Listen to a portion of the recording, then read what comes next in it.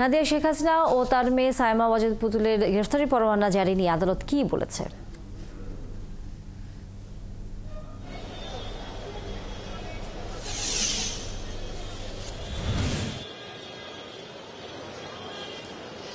ধন্যবাদ। আদালতের পক্ষ থেকে যে কথাগুলো বলা হয়েছে সেগুলো ওমর ফারুক ফারুকী এসে বলেছেন আমাদেরকে, এবং তিনি যেটি বলেছেন যে রাজুকের পক্ষ থেকে একটি প্লট পাওয়া গেলে দ্বিতীয়বার আর প্লটের পাওয়ার সুযোগ থাকে না, এবং যেহেতু সায়মা ওয়াজেদ পুতুল আগে একটি প্লট পেয়েছেন রাজুকের, কাজেই এরপরে আবার একটি প্লট পাওয়ার সুযোগ তার থাকে না। এই প্লট পাওয়াটি তার অনিয়মের মাধ্যমে হয়েছে, এবং যেহেতু অনিয়মের মাধ্যমে রয়েছে সেক্ষেত্রে আসলে এটি দুর্নীতি দমন কমিশন আইন অনুযায়ী শাস্তিযোগ্য অপরাধ, এবং এ কারণেই মূলত যে মামলাটি সেটি চার্জশিট গ্রহণের পরে এই গ্রেফতারি পরোয়ানা, যেহেতু তারা দেশে নেই, তারা পলাতক রয়েছেন বলে আদালতকে জানানো হয়েছে, কাজে তারা এই গ্রেফতারি পরোয়ানা জারি করেছেন। এটি মূলত ঢাকা মহানগরের জ্যেষ্ঠ বিশেষ জজ মোহাম্মদ জাকির হোসেন গালিব তিনি এই মামলার অভিযোগপত্র গ্রহণ করেন, এবং গ্রহণ করার পরে এই গ্রেফতারি পরোয়ানা জারি করেন, এবং এই সাথে সাথে কিন্তু তিনি গ্রেফতার সংক্রান্ত প্রতিবেদন চেয়েছেন। প্রতিবেদন দাখিলের জন্য আগামী 4 মে এই দিন ধার্য করা হয়েছে, এবং এর বাইরে কিন্তু এই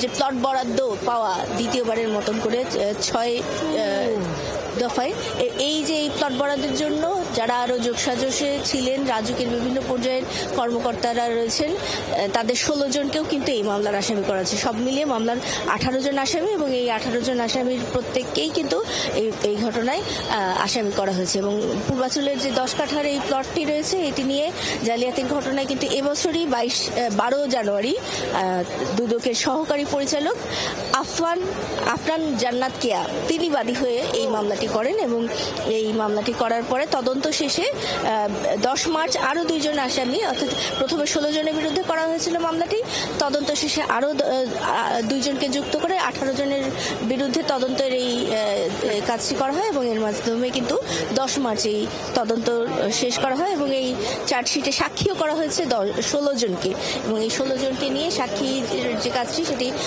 শুরু হবে, এবং শুরু হওয়ার পরে বলা যাবে আসলে যে মামলায় কতটুকু কে দোষী বা কে নির্দোষ। কিন্তু আজকে যেহেতু তারা পলাতক রয়েছেন, সেহেতু সেই জায়গা থেকে আসলে তাদেরকে গ্রেফতার দেখানো হয়েছে, এবং এই গ্রেফতার দেখানোর পরে কিন্তু এখনো পর্যন্ত এই যাদেরকে আসামি করা হয়েছে তাদের গ্রেফতার করা হলো কিনা সেই প্রতিবেদনটিও দেওয়ার কথা রয়েছে। ধন্যবাদ নাদিয়া শারমিন। নিশ্চয়ই ফিরবো আমরা পরবর্তীতে আবার আপনার কাছে। দর্শক, সহকর্মী নাদিয়া শারমিন ছিলেন এতক্ষণ আমাদের সাথে।